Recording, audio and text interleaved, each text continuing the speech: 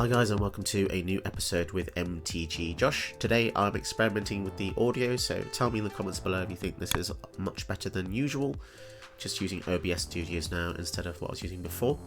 So yeah, straight to the deck. We're using a mono white Heliod LIFEGAIN deck. And it's pretty straightforward.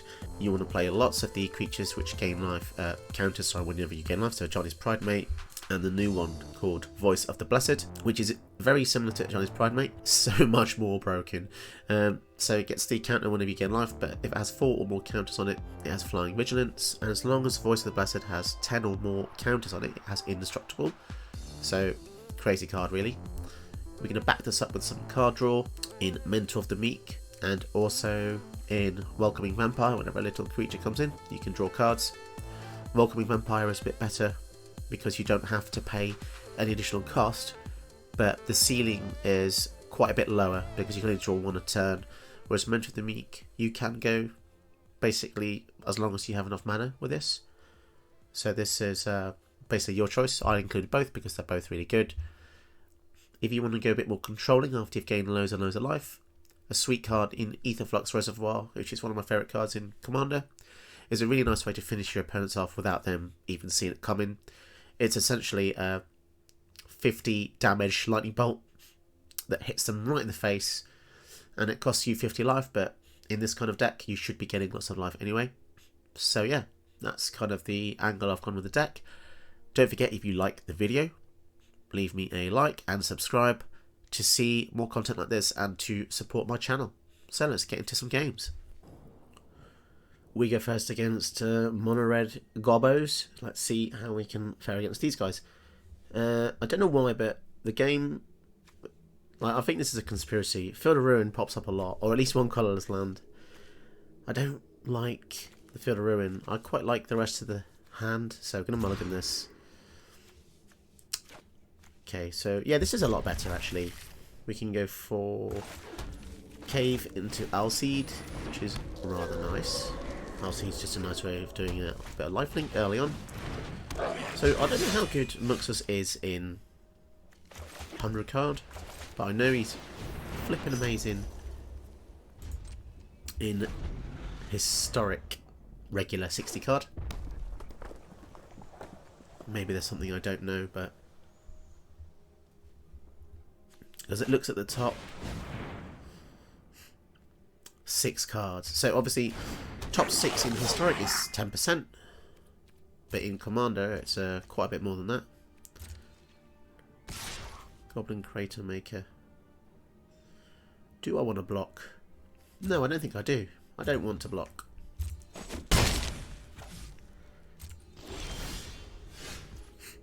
So we're definitely playing this land. And the question is, do we go for Heliod? Yeah, I think we go for Heliod here. And then pass the turn.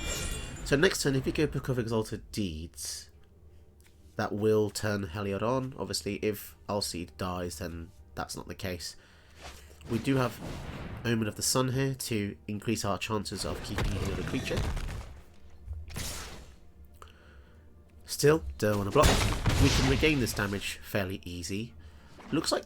Okay, so they didn't miss a land drop there. Are they going to destroy our Arcane Signet, or perhaps Alseed? That's quite naughty. Quite naughty. At least I didn't get rid of the Arcane Signet. That would have been worse. So, what can we do now? We could go for Omen of the Sun and Beloved Princess. What's better? So, Omen of the Sun gains us 2 life. Princess. Yeah, you know what? I think we go for the Princess. And then we'll pass a turn, I reckon, and leave up the Omen of the Sun as a little surprise. It's good to have surprises, isn't it? Everyone likes a surprise. Especially when it's 2 1/1s with flash. And especially when you're playing red. Herald's Horn. So normally I would be scared of Muxus because he's tier 1. But in this format, yeah, not really sure. Blister Stick Shaman. Deals 1 damage to any target. Well, we can't have that, can we? So we'll let them target Princess. So Princess Peach is getting targeted. So now we go for the Omen of the Sun. I never remember this card having life gain, but here we go. So she is now officially protected. Do they want to attack? So Princess can't be blocked by creatures power 3 or greater. Okay. 5 mana open. I guess we... What do we want to do here? They're going to have that next turn, aren't they? Muxus. It's going to be scary. Maybe we go for... Lieutenant. So yeah, well, we're going to go for the book, because then we can swing with Heliod as well.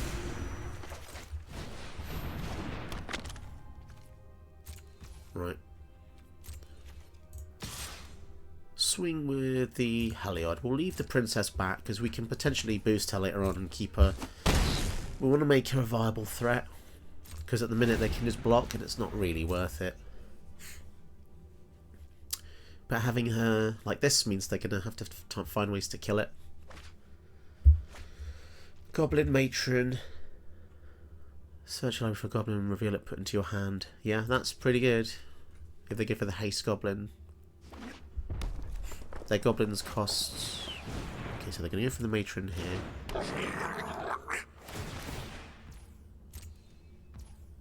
I am scared. I don't really know how much impact their deck's going to have.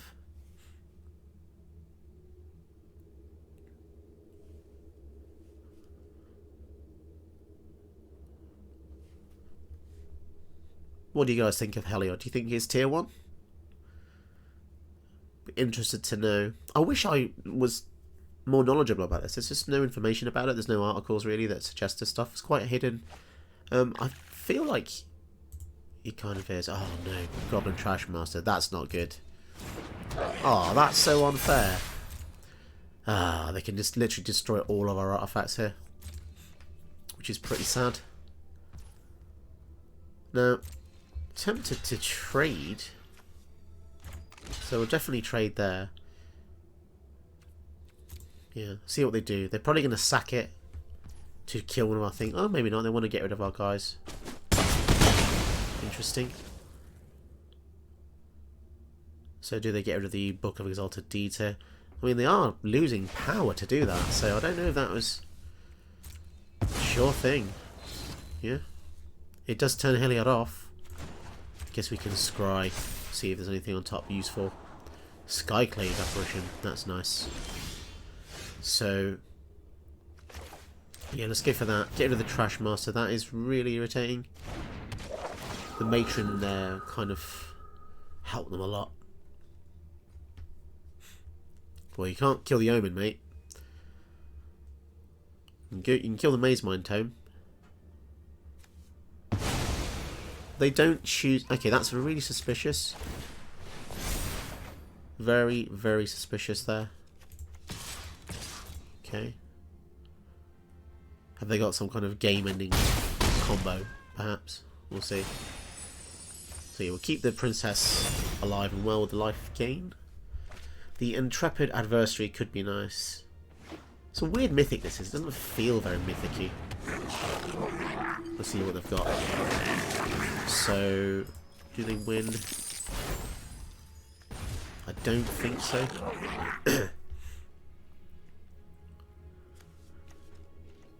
Choose a creature card in your hand. It perpetually gains haste. Okay. They didn't even swing in. Fantastic. So, what do we do now? We've got 6 mana. Princess can't be blocked by Muxus or Swarming Goblins, so it would take 3 things to kill her. Let's make it even harder to kill with Bazoo's Lieutenant.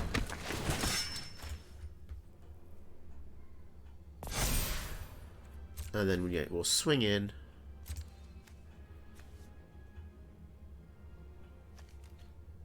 I think we swing in with just a Princess. We'll leave the Heliod back because Muxus attacks, it's going to get +1/+1 for each other Goblin. So we need to have some kind of defense system here. So they can't block with their biggest things, but it'll take 4 little guys to trade. So that means Muxus is a lot weaker. That's fair enough. Is there a way to gain life here on the stat? No, that's a shame. But oh well. We do reduce Muxus down. So let's put a counter on Basri here. He's got 4/5 vigilance, pretty useful. And then we can draw with the Maze Mind Tome. So next turn, if we activate the tome, it gains us life, so we could use that as a little combat trick, don't forget. They're at 13, so it might not be wise to attack. But if you're not attacking in red, what are you doing? Palladium Mirror, I guess that's just to get out the Muxus 2 turns earlier. But that's a bit odd, seeing that in a deck that cares about goblins, like Pillar and Herald's Horn.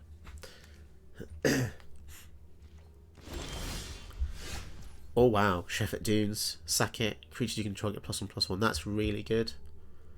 I don't know if we want to do it just yet though. How much do we have? 3, 4, 5, 6, 7. So we can kick this twice.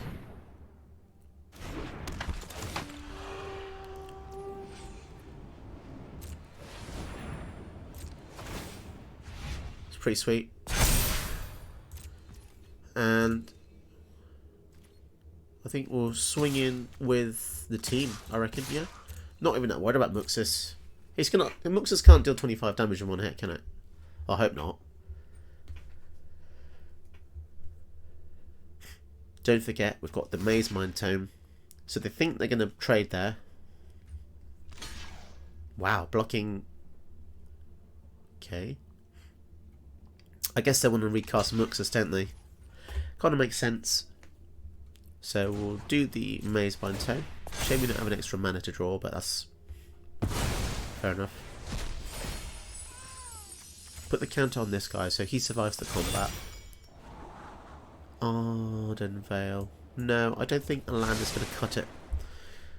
Basri's new technique says whenever a creature you control dies, if it has a counter on it, create 2/2. Doesn't even care if that creature is the token itself. So when tokens die with a counter on it, you get another token. Pretty crazy. Let's see how many hits. You know what? In a 100 card deck, that is absurd. Like 50% rate there. I think last time it was even more. Volley Veteran. To target equal to the number of goblins you control.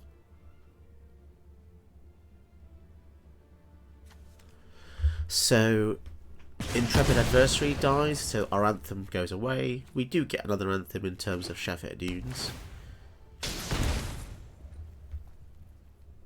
Still nothing game ending. I think the scariest hits are the ones which gets like Krenko and Haste, and you tap them all to get like 100,000 goblins, and then you get swarmed by goblins from hell, and then they eat your eyeballs, and then you're dead, and then yeah, then I guess they're dead as well.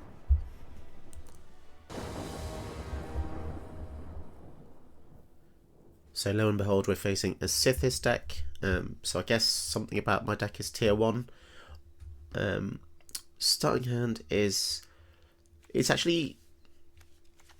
got Soul Warden, you see, so I've got to keep it really good. The Soul Warden plus Voice of the Blessed synergy here. We're not going to be able to cast Soul Warden until turn 2, which is annoying. We can't actually cast Voice of the Blessed either, so actually this is a terrible hand. Don't know why I kept it.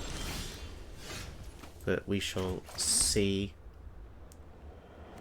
Yeah, I think we still go Soul Warden and Shadow Spear. Actually, it's not too bad. If we get the 3rd mana, this would be sweet for getting the Heliod out, perhaps. So Sithis, I think we're going to have to Baffling End it. Get it out of our way. And there you have it, guys. How to beat a Sithis player. Just kill it once.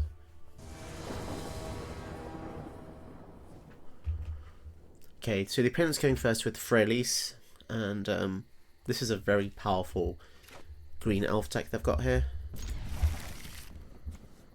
I played one earlier in testing, and it's kind of crazy they can get a turn 2 Freyalise. Let's see if we can interrupt their shenanigans.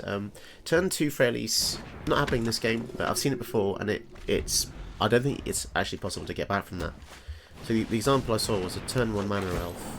Played this on turn 2, untapped the elf, played something else, and it gets +1/+1, so pretty crazy. See, I could Baffling End here. I think that's the choice, because I don't really want that to get any bigger. Now, they could entirely have an answer for the Baffling End, but for now, let's just get rid of their ramp. Still leave champion, okay. So I guess we go for Heliod here, and now when they start spamming the field with elves, now our Soul Warden can grow, so this could be good. Charming Prince, flickering stuff is nice. Rishkar, gee whiz, okay. So I don't know the build of this green deck, but I'm not sure how much removal they have. Might not be any at all, but okay, so there we go, proven wrong. They chose to not attack with a 6 power there, that's interesting. So maybe go for the Search for Glory now, or actually, I think go for the Signet first. And then Search for Glory, see what we can get here. What's going to be useful against this kind of field? Maybe the ECD could be good.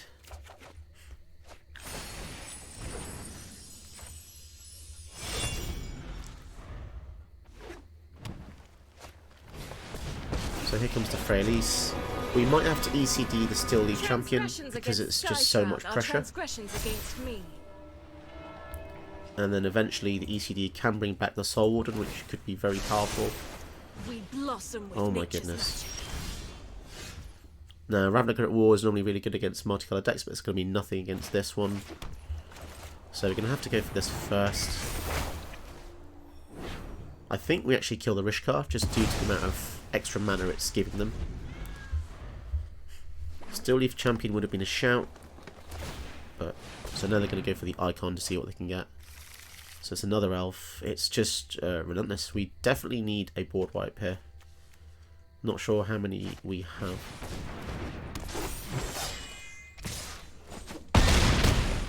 Okay, Freyalise can also ultimate next turn if it's on 6. Which is pretty crazy. Is our greatest strength.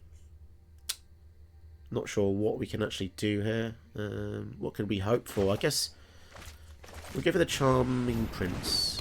And then we'll scry 2. That's interesting. Though the issue with having to show on top, we don't have any historic cards. Yeah, I think we're just going to have to... Although Voice of the Blessed is actually quite good, isn't it? I think we'll keep that on top. And then we can go for Intrepid Adversary. And then we'll pay a couple. And then let's see if they want to trade. They probably block with the Boreal Outrider. Okay, so that kind of turned around a bit there.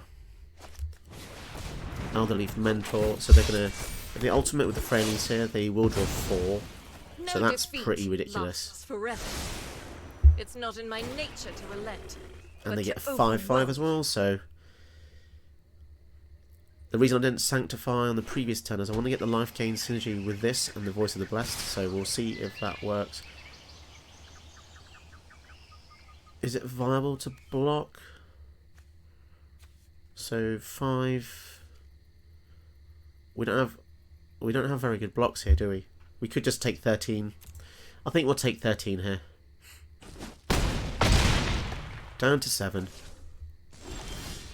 Okay, so now we get to do some spicy things. We get back the Soul Warden, which is such a powerful 1-drop.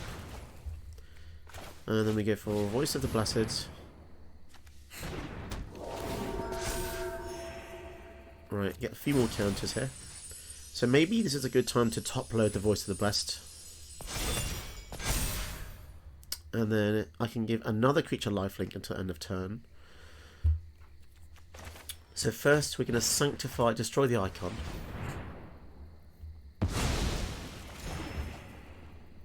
Get some more life. Now what to put a counter on? Maybe the Adversary here. And then probably sit back. Let's see if we can defend against this onslaught of elves. Now, scarily, Fauna Shaman can discard a creature card to get a creature, so they could get, you know, the stereotypical big old pig thingy bob. We gain more life, which is always good. Once the Voice of the Blessed starts flying over the top, this is going to be crazy. Whenever they get elves, we go big as well, so damn. They're really pumping up our team here. Voice of the Blessed, as you can see, is insanity. And we could literally probably just alpha with the voice soon. If they choose to attack, it would be suicide, I believe. Altar of the Pantheon is just... wow, okay, that's an incredible way just to gain a bit of life here. So, let's tap it for white. It also gives us another counter, and then we'll give Voice of the Blessed lifelink as well, and then I think we just swing in with this. So it's literally lethal next turn. Now, even if they do get a humongous, what should we do this? Maybe just pump up the prince a bit. Yeah. So it's now indestructible as well. Now we are susceptible to go wide strategies, so you know they have. If they have Crater Hoof Behemoth, we could be in trouble. Saying that, we can gain. So they do have the Crater Hoof, but we are going to be able to gain 14, 20 life. So even the life gain here could be useful. So they're making Hydra online as well. Okay. So I don't know if we can survive this, but we'll see. We'll give it a good shot. I guess we give that lifelink because that's the highest net gain without pumping with the Heliod. So yeah, I don't think we can survive this, unfortunately. It was a good attempt. They've all got trample, of course. Yeah, we can't survive this, unfortunately. That was a heck of a lot of power boost there. So because they have trample, it literally does not matter where we block. It literally makes not a single bit of difference. Indestructible. Yeah, that is a shame. It's always Crater Hoof Behemoth, which is such a shame because it's kind of a boring answer. Oh, there you go. Way to kind of the damage here. Yeah, that's the game.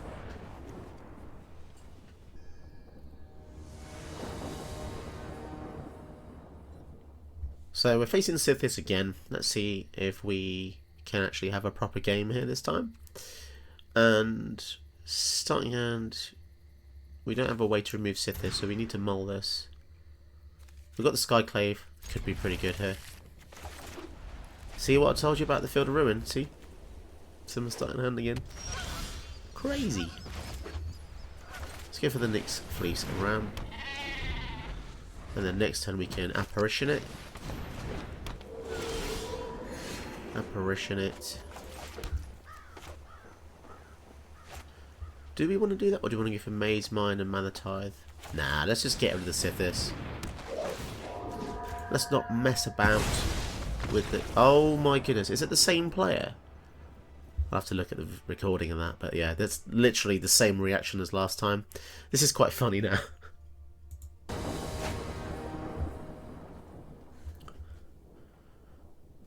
Okay, so this is a rare matchup versus Professor Onyx. I've not actually had this fight before, so it could be quite good. I'm not sure if these cards are going to be very good against Liliana, but we're going to have to try anyway. It's a fairly decent curve. But if they have a lot of removal spells, this could be an issue here. Let's go for the beloved princess first. Wandering through the forest with a basket. Warlock class, okay. So let's go for Tomb of Legends, and this way we can get a trigger when Heliod eventually gets to attack. And then we can draw a card with it as well, which could be useful. There's a lot of non-swamps they're playing there, so they're getting a lot closer to Professor Onyx than I would have liked.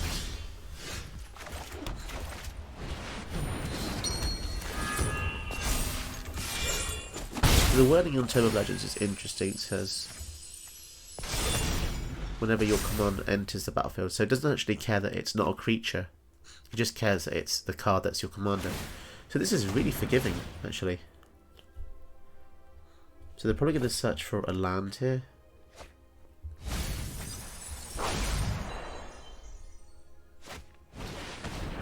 Dusk Bleeding Zealot. Okay.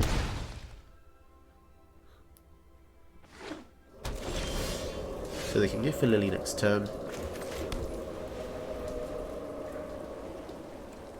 So I think for now we'll just swing in. Now if they go for Lily, they'll probably -3, making us sack the princess. Blocking would suggest... What would that suggest? That I guess they have a removal spell, so that's definitely going to be Liliana. So we can always surprise her EOT with the Omen of the Sun. So they think that she's safe here. Witherbloom is just as okay, so we'll flash this in. as I remember. So that's a really nice bit of tech there. Instant speed in white is always good. You'll learn the power. So luckily we will be able to kill the Onyx. And that should slow them down for a bit here. Guess you don't need my help. Now if they have a wipe, this would be bad. So let's draw the tome first, see if we get anything. Castle Ardenvale could be good later on. And then yeah, we'll go for the Resplendent Angel. And yeah, we'll pass the turn. We don't need to go for the Arseed just yet.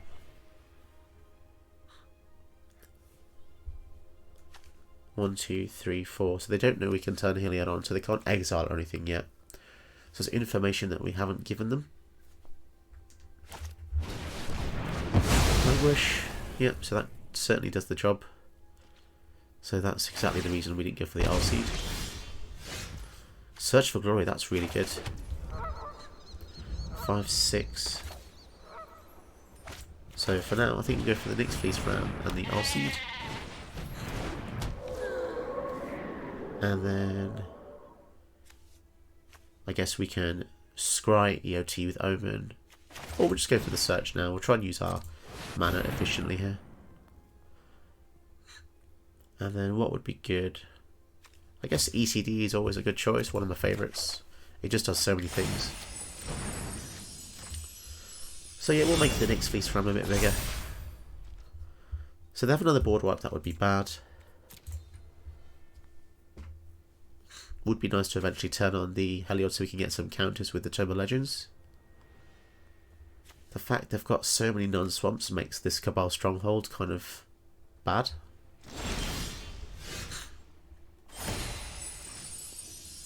So I put a counter on the Arseed here. Ravnica will keep drawing this today against decks that it doesn't do anything against. So swinging with these guys.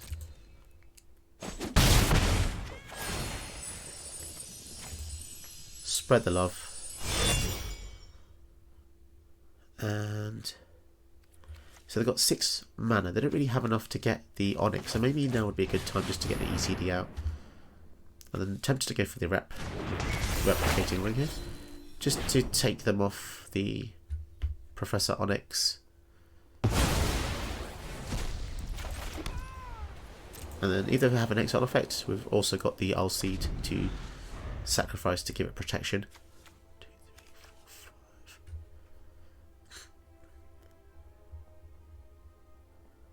So they only have 5 mana, so they're not sure what they're waiting for. They could have another kind of board wipe. Sphere of Annihilation. Okay.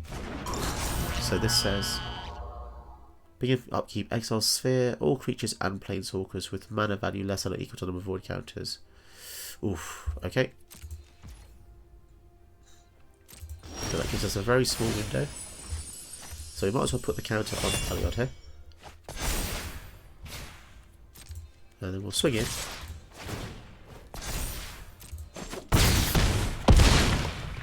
So this triggers... yeah, there's no point putting any counters on anything else. Beginning of your upkeep. Creatures, planeswalkers. So we can turn Heliod back into a regular dude. 1, 2, 3, 4, 5. Oh, it's going to be tricky. Let's see if we get anything in the Tome of Legends here. Priest of Ancient Law. So we'll save that for the following turn. Might as well go for some ramp.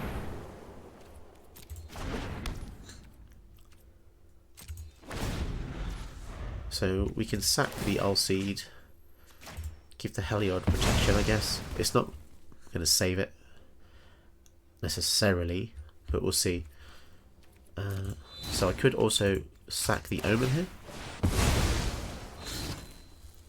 which is pretty nice. Bit of anti-sphere tech. Oh, Valkyrie, Griffin, Airy. I think we'll bottom both of those. We don't have any clerics at the moment to really utilise that. Oh, we do actually have one there, but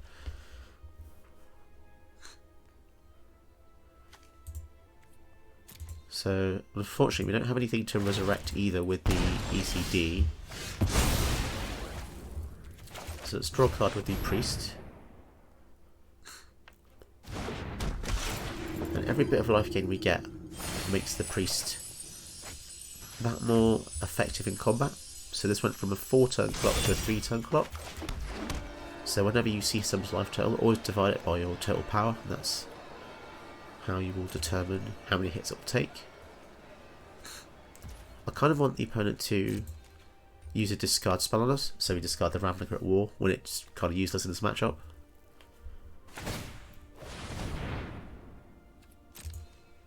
(0-7). So they can see there's a sorcery or instant on top.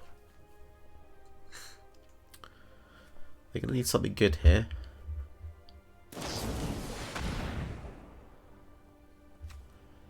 Grasp of Darkness. Can we save this? Unfortunately not.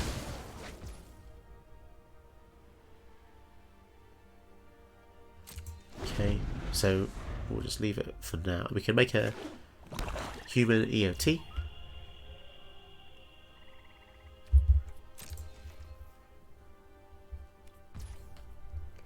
So yeah, this is going to be useful. We can give it lifelink with Heliod as well. I mean, of course they can kill it, but do they really want to kill a 1-drop here? So they can see what we're doing, so we might as well give it lifelink here. It's not much, but it is 1/8 of the total life.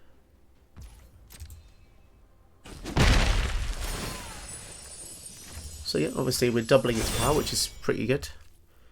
We can pass, end of their turn, we can crack the Memorial. This gives us 2 soldiers.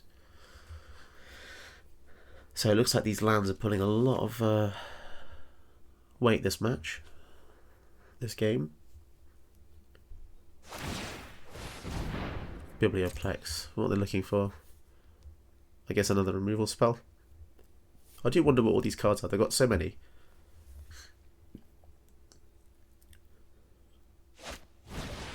Chainer's Edict. So now we can use the Memorial. This gives us a couple of 1/1s. We can sack that instead.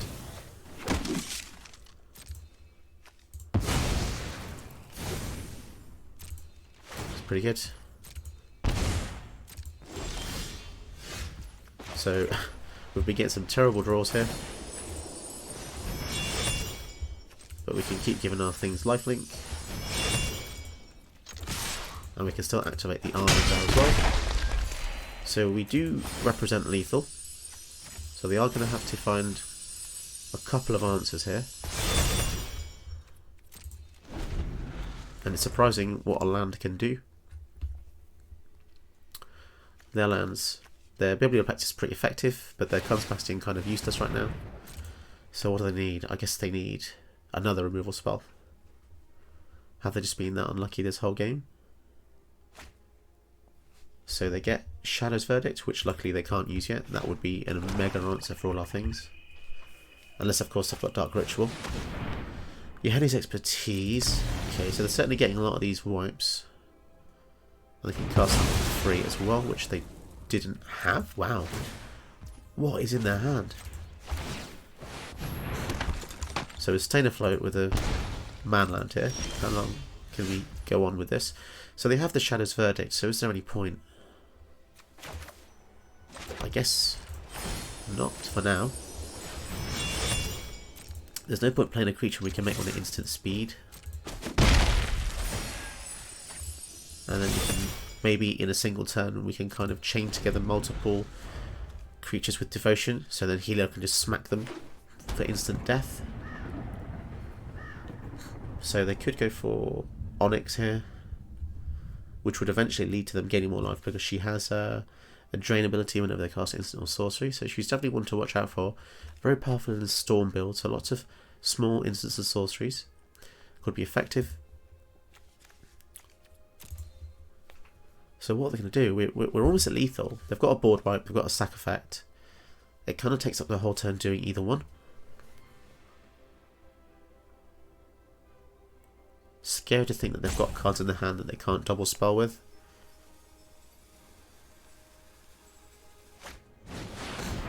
So here comes Onyx. I guess she's going to minus. Welcome to Witherbloom College. Yep, so in response we can make this anyway. Doesn't make a difference. We're still going to have to sack the bigger one. Sorry, you don't make Okay, things are getting out of hand now because we don't have enough to finish off the Onyx. Oh, okay. So now we do. So all we need to do is gain another life. And then activate Castle Ardenvale. Makes a dude. Puts a counter. And then swing in for lethal. Damn, this Castle Ardenvale won us the game. Damn, that was close. Yeah, if their Onyx managed to untap, they may have reclaimed that game from us. So that was pretty close.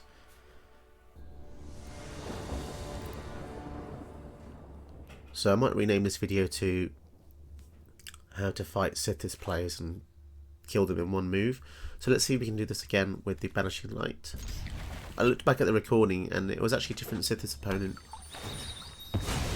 But they reacted in the same way. What does that tell you? Sithis players, bad losers? Come on now. Come on now. So yeah, let's go for the planes first.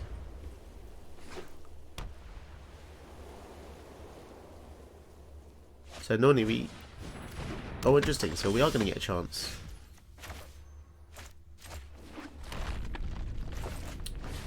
Okay. What does this do? Sacrifice it, return enchantment. So they can get back Sithis, I guess, if we kill it. But there you go. But we won't kill it, will we? We'll Banishing Light. Oh, interesting. They're not actually playing Sithis. Interesting. Let's give the Heliod then.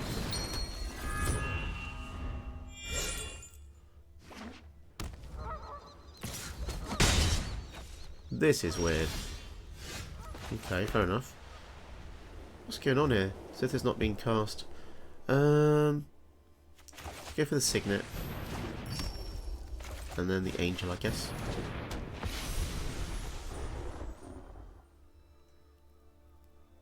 Very suspicious, actually.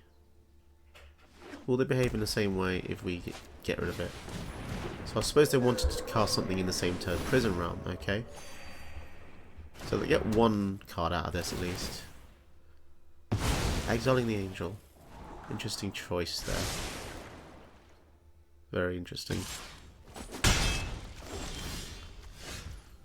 So I think we'll go for a land. I know it sounds a bit silly, but I do want to hit my land drops here.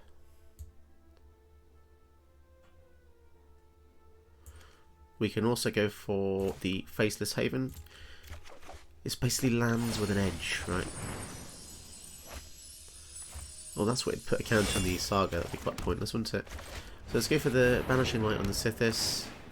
Do they concede? Have they got balls? No concession. Okay, we've got ourselves a game then.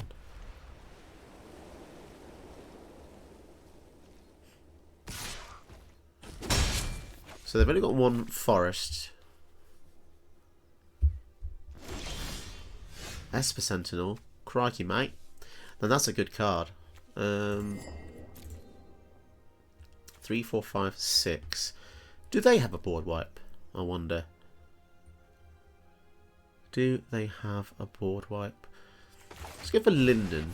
Linden's actually a terrible card, but in this deck she's awesome. Right, let's swing in with Heliod.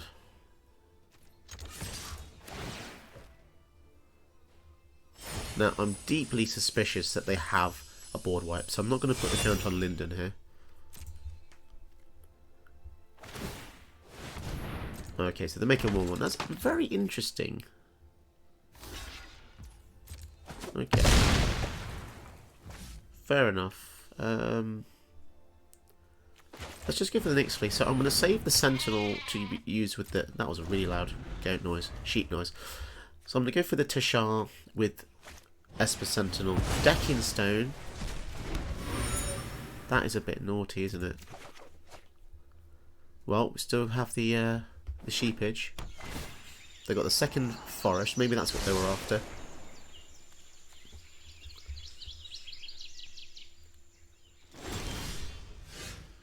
So unfortunately we don't get the counter with Heliod this time, but I'm still happy to cast it again.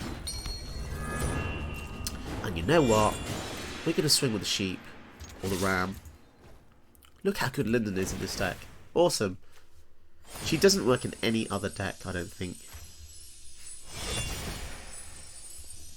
So yeah, put a counter on Heliod. Let's see how we do here. They're going to block. Okay, they've got a board wipe then, I guess.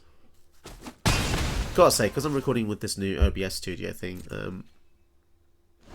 I'm very wary if I'm recording or not, because the last program I was using, there was like a little light in the corner that said I was recording, but using OBS, I actually can't see. So it's a bit freaky. I hope I'm recording because I'm quite enjoying this game. So yeah, let's go for the Esper Sentinel. Get back, Linden. That's just delightful, isn't it, really? That is actually delightful. Beating Sithis. 101. How to beat a Sithis player. Firstly, kill Sithis. That's the first step. Second step, keep killing Sithis. So do they have a second board wipe here? Would be a bit annoying, but... Going for Sithis. Omen of the Hunt. Right, let's screw them over with the old swords. We've got quite a lot of damage coming through here. So once again, we have to be careful of board wipes, so we don't really want to commit anything else. I'm surprised they had one board wipe in the Sithis deck. Normally they're just all in enchantments. So what I shall do, play land. I think we'll draw first with the Investigation. So with the clue, Rally for the Throne. Now that's a good instant, but yeah, we're going to go for the Paladin class first.